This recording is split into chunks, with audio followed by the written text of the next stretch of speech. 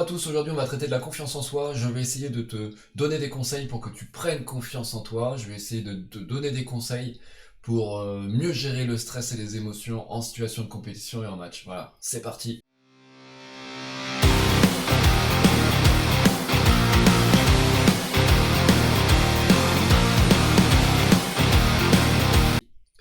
Alors, tout d'abord, pourquoi la confiance en soi c'est important?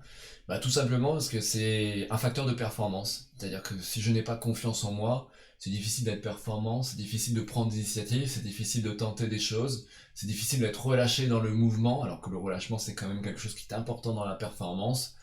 Pourquoi c'est important aussi d'avoir confiance en soi? Parce que c'est un facteur aussi d'épanouissement et de plaisir. Et ce qu'on va chercher toujours, c'est de faire en sorte de rester dans un cercle vertueux. Souvent, on rentre dans un cercle vicieux. On rentre dans un cercle vicieux qui fait que on n'a pas confiance en soi, du coup, on est un peu crispé, du coup, on est en échec. Comme on est en échec, on a encore moins confiance en soi. Et on est moins engagé sur l'entraînement, et du coup on progresse moins, on n'y arrive pas, on n'a pas confiance en soi, on devient négatif, on commence à faire la tête à l'entraînement, on commence à être en difficulté, puis petit à petit on abandonne. Et petit à petit on abandonne. Et on va voir un petit peu tous ces facteurs, les facteurs qui peuvent nous amener à abandonner ou nous amener au contraire à nous relancer. Et à l'inverse, on va chercher à rentrer dans un cercle vertueux où j'ai pas réussi quelque chose, je le travaille à l'entraînement, je me sens progresser, je me sens mieux là-dessus, je le retente en match, ça passe un peu mieux, je prends confiance, je réussis, je me relâche, etc., etc. Donc tout l'enjeu, il se situe là. On va essayer de voir comment, d'après moi en tout cas, encore une fois c'est que mon avis, quels outils on peut utiliser pour avoir confiance en soi en situation de compétition, quelle que soit la pratique sportive. Déjà, la première chose, c'est qu'il va falloir limiter et essayer de comprendre et d'avoir une conscience de tout ce qui peut être facteur de stress et de pression. Il y a des facteurs de stress et de pression qui font partie du contexte.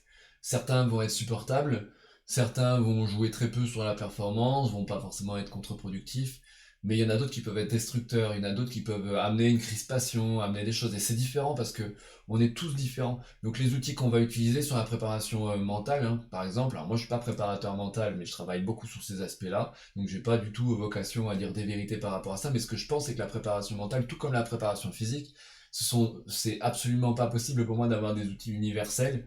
Alors il va y avoir une base universelle de choses qu'on va pouvoir mettre en place dans la préparation physique, dans la préparation mentale, des outils, fixation d'objectifs, imagerie mentale, etc., etc. Mais ce qui est important, c'est d'individualiser les choses parce que chaque jeune a son vécu. Vous avez tous un vécu différent et peut-être qu'il y a des choses dans ce que vous avez vécu dans votre enfance, dans votre parcours qui vous ont amené à perdre confiance en vous petit à petit. Et c'est ça qu'il va falloir essayer d'aller gratter. Donc toutes les choses qui amènent du stress, qui amènent de la pression, il faut essayer de les analyser pour pouvoir mieux maîtriser tout ça. Donc des fois ça peut être quand il y a beaucoup de monde en tribune, ou je sais pas, quand il y a telle personne ou autre qui n'est pas là au contraire, ou je sais pas, mais en fait il faut essayer d'analyser un petit peu tout ça, ou le coach qui râle un peu trop, etc., etc. Ça peut être ces choses-là qui vous bloquent. Il faut relativiser les enjeux. Ce que vous avez au bout des doigts là, c'est un ballon. Ça reste un ballon. Donc il faut se détendre. Voilà, il faut que tout le monde se détende par rapport à cette pratique-là. Ça n'est que du handball, ça n'est qu'un sport. Si vous regardez cette vidéo en étant pratiquant d'une autre activité sportive, voilà, il n'y a pas d'enjeu plus important que ton bien-être. Voilà, il n'y a pas d'enjeu plus important que ton bien-être. Personne ne doit se sentir totalement bloqué, crispé quand il joue un match. Bon, voilà. Et malheureusement, on voit trop ça, hein. Une majorité des gens qui ont répondu, j'ai fait un sondage sur savoir si la confiance en soi était un problème. La moitié des personnes évoquent ne pas avoir confiance en elles. Et il y a une vraie différence garçon-fille. Une vraie différence garçon-fille parce que sur les filles, pardon, il y a 75% des jeunes filles qui disent ne pas avoir confiance en elles. Alors que chez les garçons, il y a une majorité de garçons qui disent avoir confiance en eux. Donc il y a quelque chose à creuser à ce niveau-là aussi, peut-être au niveau sociétal. Fais les choses pour toi. Les fais pas pour tes parents, les fais pas pour ton coach, les fais pas pour je sais pas, ressembler à un tel ou un tel. Fais les choses pour toi, réellement. Sinon, ça ne fonctionnera pas.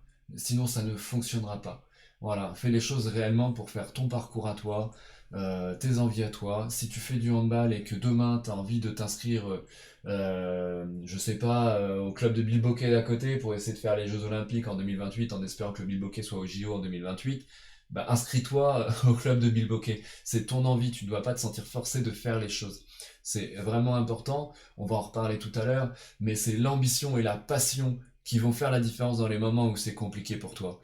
Voilà, donc je répète, il n'y a pas plus important que ton bien-être, donc il faut relativiser un peu tout ça. Donner le meilleur de soi-même doit être une priorité. Donner le meilleur de toi-même, c'est plus important que gagner ou perdre. Des fois, tu vas perdre en étant content de toi, des fois, tu vas gagner en ayant joué contre plus faible, et il n'y a pas de fierté à en retirer. Il n'y a pas du tout de fierté à retirer de ça. Donc des fois, il faut te dire aussi que, ouais, ok, t'as perdu, pas de problème. Mais est-ce que t'as donné ce qu'il fallait? Oui, t'as donné ce qu'il fallait, tu t'es battu, t'as fait le maximum au moment où il fallait, bah y a pas de problème. C'est ça le plus important. Accepte de passer par l'échec. La difficulté, c'est que toi, tu dois accepter de passer par l'échec, mais ton coach doit accepter de passer par l'échec, que tu passes par l'échec, pardon, et ton coach passera par l'échec aussi, hein. On fait tous des erreurs à des moments, c'est normal. L'environnement familial doit accepter que tu te trompes et personne ne doit mettre de pression par rapport à ça. C'est hyper important. On est dans une société où l'échec n'est pas possible, il n'est pas permis en fait l'échec. Quand on a une mauvaise note à l'école, on est tout de suite sanctionné, on a tout de suite une sanction, alors que des fois la mauvaise note, elle peut te permettre de rebondir, elle peut te permettre de te mettre un petit coup de pied aux fesses et de te dire, oula, j'ai eu une mauvaise note, il faut que je change mes méthodes de travail, je vais essayer autrement, etc., etc. Voilà, et ça peut te permettre d'avancer. L'échec, c'est la réussite. L'échec, c'est la réussite. Il faut passer par l'échec pour réussir. On va échouer, on va travailler, on va échouer, on va retravailler, on va échouer à nouveau, on va retravailler. On continue jusqu'à temps qu'on réussisse à obtenir quelque chose qui nous paraît correct. Voilà, mais c'est important. Et c'est là où la passion est importante parce que quand on n'est pas passionné, on finit aussi par un moment donné à abandonner.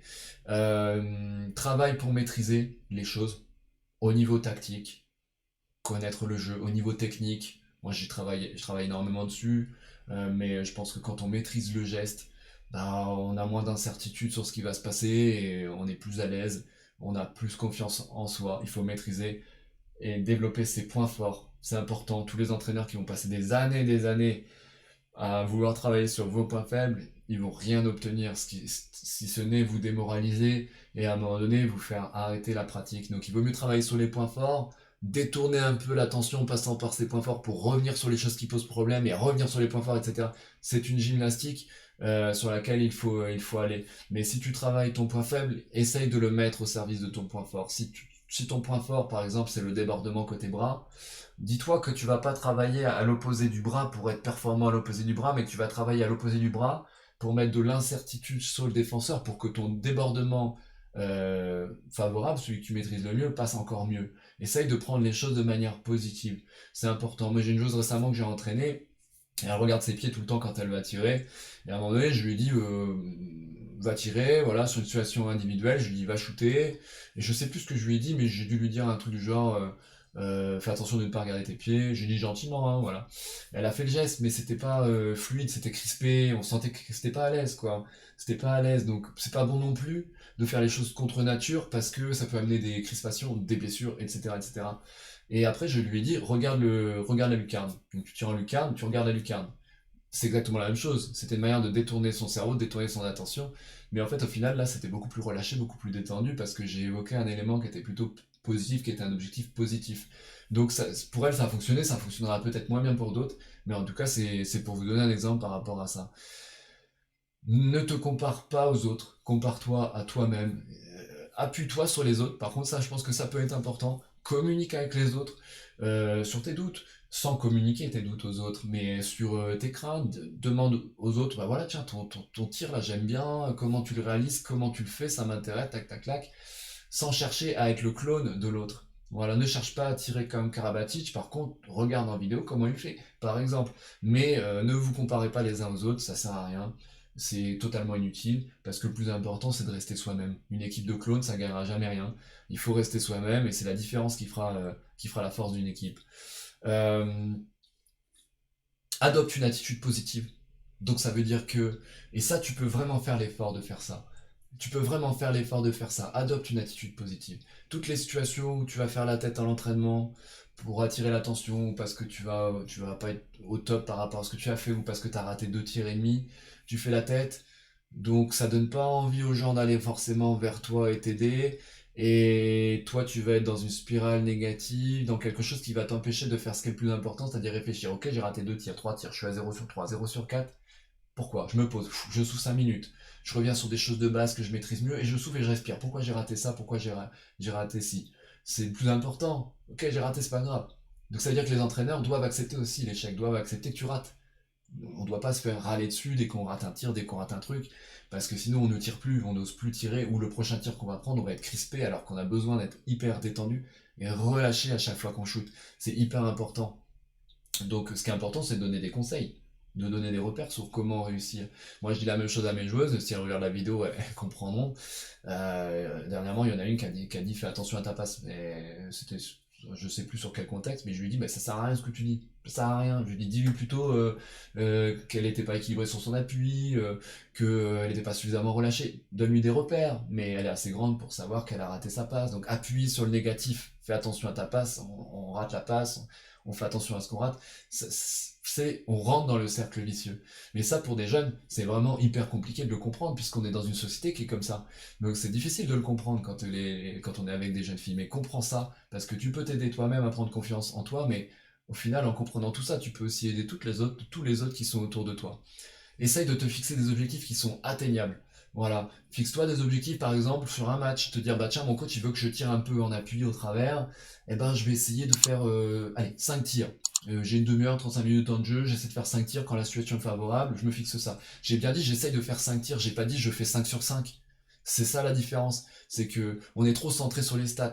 On est trop centré sur les stats. Quand on voit pas un match de handball, on regarde la feuille de match, il n'y a que les stats les moins intéressantes, c'est-à-dire les buts.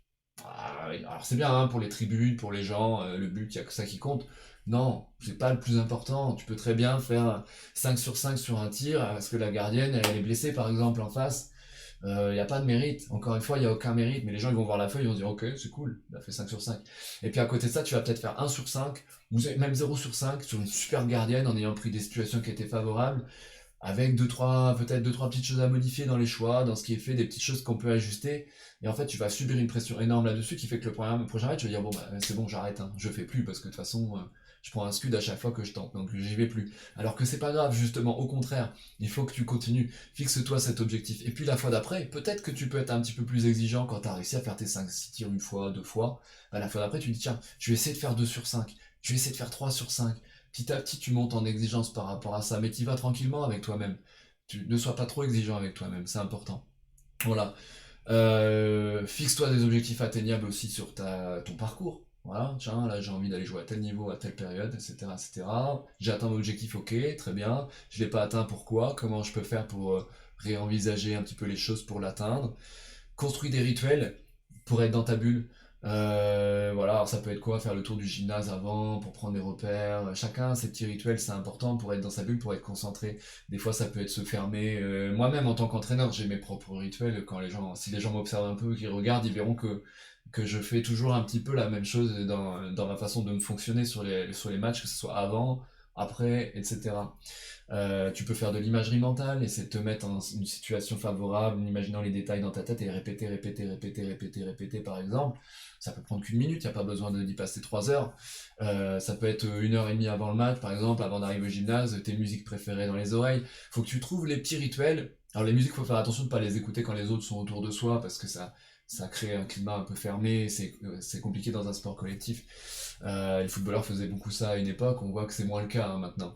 Euh, voilà, donc essaie de créer un petit peu tes petits rituels comme ça, qui font que tu vas te sentir bien, tu vas te sentir à l'aise. Moi je sais qu'en tant que coach par exemple, je prends beaucoup de recul par rapport aux tribunes par exemple dans tous mes matchs. C'est-à-dire dans tous mes matchs, je suis le premier arrivé dans la salle souvent, Je dis bonjour enfin, si je suis pas trop concentré dans mon truc, je prends le temps quand même de dire bonjour aux gens, ou je dis bonjour aux gens bien après en les croisant, ou des fois bah, je les croise pas non plus, parce que j'ai besoin d'être dans ma bulle. Je sais que si forcément dans les tribunes on est tous un peu spectateurs et des fois un peu coach aussi, si j'entends des petits trucs machin, voilà, après à chaud ça va me travailler, je sais que je suis comme ça va me faire réfléchir un peu trop, et du coup je préfère me couper complètement pour pas entendre que il aurait mieux valu faire ci ou faire ça ou faire ci ou faire ça. Je sais très bien que moi, coach, je fais le maximum de ce que je peux faire, que je suis le seul avec mes adjoints par exemple à pouvoir juger les choses puisque je suis le seul à tout connaître, de savoir des consignes qui ont été passées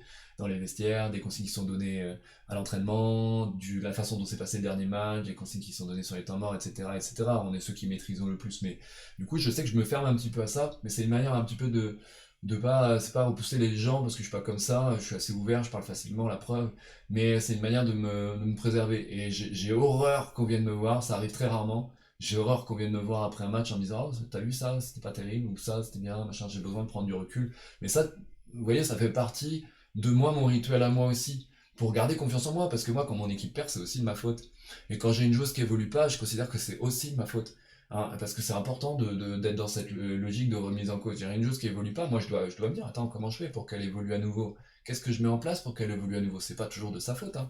Donc ça c'est très important dans la relation entraîneur-entraîné, ça amène une relation de collaboration, une relation de confiance qui me paraît importante. Il faut communiquer, pas hésiter. Alors communiquer ses doutes sans les transmettre. C'est-à-dire que si tu as des doutes, si à un moment donné tu trembles un peu, que t'es pas bien avant un match, essaie de trouver là les bonnes personnes, les personnes suffisamment fortes pour pouvoir un peu t'accompagner là-dedans, t'aider, te rassurer. Voilà, il faut trouver les leaders positifs ou dans tes coachs, la personne qui peut un petit peu, qui joue un peu le rôle de d'apaiser, de dire écoute c'est pas grave, respire un coup, ça va bien se passer, ça va aller. Et voilà, et c'est très très important ça. Essaye d'être progressif ou progressive en compétition. Pars plutôt de choses que tu maîtrises au départ pour aller vers des choses de plus en plus complexes. Et puis si tu vois que c'est un peu trop complexe, reviens sur des choses de base, etc., etc. Encore une fois, moi c'est une stratégie que j'ai en match aussi. Quand je vois que je suis un peu en difficulté sur certains trucs, je ne refuse pas d'y retourner et d'y aller. C'est pas trop dans mon ADN, j'essaye quand même, même si je commence à être vieux et voilà, j'ai qu'un niveau régional, voilà. Hein. Mais je suis pas quelqu'un qui refuse d'y aller, par contre, je suis quelqu'un qui temporise des fois. Ça m'arrive des fois quand j'ai raté deux, trois petits trucs, que ça me plaît pas. J'ai besoin à un moment donné de me dire, attends, les 5 minutes qui viennent, je temporise, je me mets à nouveau en réussite, je fais une passe décisive, je fais ci, je fais ça, clac, clac, clac. Et après, j'y retourne. Et après, je vais retenter, etc. Voilà, c'est ma manière aussi un petit peu de gérer émotionnellement un petit peu l'échec. Une petite phrase que j'ai vue sur internet, et je terminerai par ça. Je préfère être le dernier des meilleurs que le premier des moins bons. Sois fier d'être parmi les meilleurs, même si tu es dernier au classement, même si tu es avant-dernier au classement, c'est pas grave, tu travailles parmi les meilleurs, c'est ça qui va te faire progresser aussi. Je préfère être un bosseur qui donne du cœur plutôt qu'un arrogant qui a du talent. Bah oui, c'est important, c'est très très important. Moi, c'est des choses que je regarde chez les joueurs, c'est laquelle bosse, laquelle travaille, laquelle galère à travailler, même si elle est en difficulté aujourd'hui, quelle est celle qui bosse le plus. Voilà, et de manière innée, des fois, il y a des joueuses, elles ont des grosses qualités physiques, elles ont des certaines qualités assez naturelles, sans travailler beaucoup. Moi, ce qui va m'intéresser aussi, au-delà de ces joueuses-là, qui peuvent être des joueuses intéressantes, euh, mais qui risquent peut-être de marquer leurs limites, parce que c'est pas forcément des joueuses qui vont avoir l'ambition d'aller loin, ou de travailler, ou la passion pour pouvoir se projeter vers quelque chose de grand. Ce qui va m'intéresser, c'est aussi celles qui galèrent, qui travaillent. Donc ça, c'est franchement, boss, travail, c'est ça le plus important. Ne laisse personne se mettre sur ton chemin, ni même toi-même d'ailleurs, parce que la plupart du temps, c'est nous-mêmes qui nous mettons des barrières. Voilà, le handball, il est fait pour tout le monde. Il y a de la place pour les petits, il y a de la place pour les grands, il y a de la place pour les gens qui sont rapides, d'autres qui sont moins rapides, des gens qui sautent, des gens qui sautent moins. Il y a un peu de tout. Par contre, il faut que tu construises ton profil de jeu de manière structurée et cohérente, mais ne te laisse pas dire que c'est pas possible pour toi de réussir si tu travailles, si tu travailles beaucoup, si tu as envie. Bah, peut-être que tu iras pas en équipe de France parce que les places sont chères et puis parce qu'il n'y a pas beaucoup de place pour voilà, pour le handball, mais en général, bah, au final, une équipe, c'est 7 joueurs sur le terrain, un peu plus quand on a les remplaçants et la liste complémentaire. Mais au final, aller en équipe de France, c'est compliqué, hein, il y a quelques élus, mais c'est difficile. mais c'est un objectif que tu peux te fixer, tu peux avoir cette ambition-là, si tu y arrives, c'est très bien. Si tu n'y arrives pas, bah, peut-être que ça te fera atterrir en D2, peut-être en N1, c'est déjà bien. Voilà, et puis tu gratteras peut-être les différentes étapes en étant un peu plus âgé, etc. Et peut-être que tu atteindras finalement un jour tes objectifs. Mais c'est important d'être ambitieux. Et dans cette phrase, c'était marqué aussi, je préfère essayer et rater encore et encore plutôt que d'abandonner. C'était quelque chose de ce style-là. Et ça, c'est important aussi. Essaye, essaye. Tu échoues, réessaye. Tu échoues à nouveau, réessaye. À nouveau, à nouveau, à nouveau, encore et encore et encore et encore. Peu importe le temps que tu y passes. Ce qui est important, c'est que tu n'aies aucun regret, que tu te donnes tous les moyens pour réussir. Ne baisse pas les bras, ne lâche pas. Tu as les cartes en main, vraiment. Je vais récapituler un peu tout ce que j'ai dit. Limiter les facteurs de stress et de pression. Donne le meilleur de toi-même. Accepte l'échec. Et ton entourage doit accepter l'échec. Entourage, coach, parents, famille, enseignants, enfin, etc. Tout le monde. Ne te compare pas aux autres. Adopte une attitude positive. Fixe-toi des objectifs atteignables. Construis des rituels. euh, Communique. Sois progressif en compétition. Voilà, 9 conseils que je pouvais te donner un petit peu aujourd'hui. J'espère que ça t'aura aidé. Dernier conseil que je peux te donner, ça fera 10, comme ça fera un chiffre juste. À la sortie de cette vidéo, ce que tu peux faire, c'est t'amuser à faire une feuille de... tu prends une feuille de papier blanche, tu fais deux colonnes, une colonne moins, une colonne plus, et tu essayes de mettre dans le moins tout ce qui est facteur de stress chez toi, tout ce qui est facteur euh, de manque de confiance en toi ou de perte de confiance en toi. Et dans la colonne plus, tout ce qui au contraire te permet de prendre confiance en toi. Donc dans le facteur moins, il peut y avoir de tout. Ça peut être ton vécu, parce que ben, à un moment donné, il y aura une enseignante ou quelqu'un qui t'aura un petit peu blâmé à un moment donné, puis ça t'aura fait perdre un peu confiance en toi. Moi j'ai déjà entendu des histoires comme ça, hein, des jeunes qui ont été blâmés, à qui on leur a dit qu'ils arriveraient à rien faire. Bah oui, ils se sont mis ça dans la tête. Ou à l'inverse, ils se sont dit, attends, je vais rien faire là? Oh non, je vais rebondir, j'y vais, je fonce. Donc essaye, voilà, les gens qui sont en tribune, je sais pas, la joueuse qui se situe à côté de toi ou pas, qu'est-ce qui peut te perturber, et puis mets dans la colonne plus qui au contraire peut te permettre d'avoir confiance en toi. Et après tu peux réguler là-dessus, tout ce qui est plus, bah, essayer de le valoriser à fond, de jouer à fond là-dessus, tout ce qui est négatif, essaie vraiment de le diminuer. Voilà, essaie de jouer un peu sur cette balance. Et si tu arrives à faire en sorte que le plus soit davantage présent que le négatif, tu rentreras à nouveau dans le cercle vertueux. Et c'est ça qui est important, que tu arrives à rentrer dans cette zone-là. Une dernière chose, quand je dis adopter une attitude positive, tout ce qui est langage verbal est important. C'est-à-dire serrer le poing quand je réussis quelque chose, même s'il faut se forcer un peu à serrer le poing. Voilà, crier, lever les bras quand on réussit quelque chose. Je pense que c'est aussi des rituels et des choses qui sont importantes pour se convaincre qu'on est en réussite aussi. Des fois, on a besoin, le corps, il a besoin de ça, de laisser lâcher un petit peu les émotions. C'est hyper important. Une dernière chose que j'ai pas évoquée, je crois que je ne l'ai pas évoqué. Si je l'ai évoqué déjà, je coupe au montage, c'est pas grave. Mais moi, je fais du tennis, j'en parle souvent. Sur j'ai eu une opération au dos importante à un moment donné. Le médecin m'a dit bah, tu rejoueras plus au tennis, c'est pas possible. Donc j'avais 24 ans à l'époque et du coup 3 mois après j'étais sur le court. Voilà. Et en fait c'est l'année d'après, c'est l'année où j'ai eu mon meilleur classement. Et je pense que là, cette année, là, l'année qui vient, là, ça va être l'année où je vais avoir encore mon meilleur classement. Je vais dépasser ce classement-là. Je donne deux raisons à ça. La première raison, c'est que quand je suis revenu de blessure et qu'on m'a dit que j'arriverais plus à jouer, j'avais tellement de plaisir à être sur le terrain, tellement content de pouvoir jouer et de voir que finalement j'y arrivais à jouer, que je me suis enlevé toute la pression finalement. Être sur le terrain, c'était plus important pour moi que tout le reste et du coup je jouais comme si j'avais rien à perdre en fait. Donc ça, c'était une expérience vraiment fantastique pour moi, j'en ai appris beaucoup de choses sur la vie. Et puis pourquoi je joue bien en ce moment aussi au tennis, même si je suis un peu plus âgé que quand j'avais 24 ans, et ben tout simplement parce que justement je suis un peu plus âgé. Et donc je dédramatise les enjeux, je dédramatise la notion de match, je joue avec plus de relâchement. Et j'ai pas forcément été, je pense, très bon dans ma gestion du stress, c'est quelque chose qui était difficile pour moi aussi, beaucoup dans la pratique sportive, notamment au tennis. Euh, Ouais, je l'admets, mais bah, pour ça, faut pas hésiter aussi à se faire aider. Donc j'espère que ces petits outils te seront utiles. Voilà, et puis j'essaierai de faire une vidéo aussi plutôt à destination là, des entraîneurs peut-être sur voilà, les petites choses que moi je vais essayer d'utiliser pour apporter cette confiance, les erreurs que j'ai pu faire ou les choses qui ont bien réussi. Voilà, faut pas penser qu'on va jamais se tromper, c'est pas possible, ça n'existe pas. Quelqu'un qui pense avoir toujours bon, avoir toujours raison, c'est quelqu'un qui n'avancera pas, qui ne progressera pas, y compris nous, entraîneurs. Donc on se trompe des fois. On marche sur des œufs quand on gère l'humain. Et dans tout entraînement, dans chaque entraînement, il y a forcément un moment donné où on a été un petit peu moins bien. Ou... Ce qui est important, c'est que le positif soit le plus présent. Mais dans tous les petits mots qu'on va utiliser, dans toutes les petites intonations, dans les interventions qu'on va faire ou ne pas faire des fois, on va avoir un impact sur cet équilibre de groupe, etc., etc. Et c'est aussi ça quelque part qui est intéressant à gérer et qui fait qu'une année n'est jamais la même que l'autre. Voilà. Surtout n'oublie pas, tu bosses, tu travailles pour prendre confiance en toi, c'est ça, pour avoir confiance en ta technique, pour avoir confiance en ta connaissance du jeu. Travaille, travaille, travaille, parce que ça reste le plus important. Je te souhaite bon courage, crois en toi surtout, et puis eh ben, à très bientôt.